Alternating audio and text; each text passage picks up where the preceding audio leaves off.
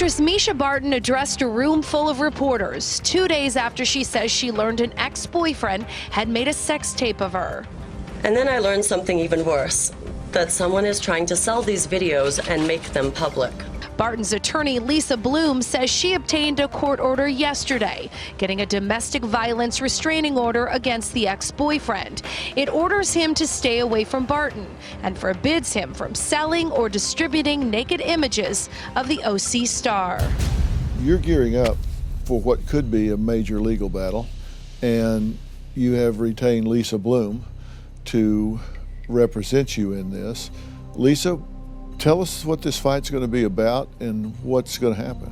Well, this is a fight about a woman's right to control images of her own body.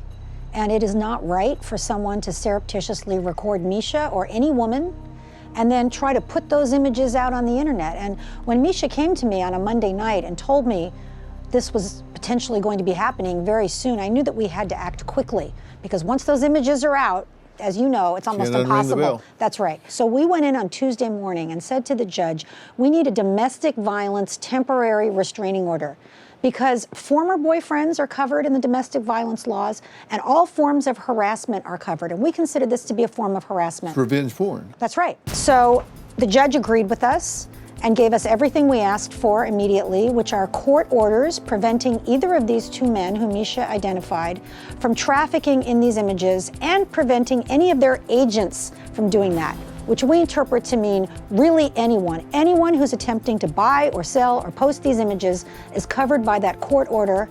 We take this very seriously. They can go to jail or prison. We immediately held a press conference, which was scary for Mischa. This is a painful situation, and my absolute worst fear was realized. I learned that someone I thought I loved and trusted was filming my most intimate and private moments, without my consent, with hidden cameras. But I felt it was necessary to tell the entire world, because we don't know who might be looking at these images or thinking about buying them, and we wanted the world to know, if you put up these images on the internet, we will find you, we will come after you, and we will prosecute you to the fullest extent of the law. This is very serious, and we're here to protect Mischa's rights. I called this press conference to let the world know that we will consider anyone attempting to traffic in these illegally obtained images as agents to this man.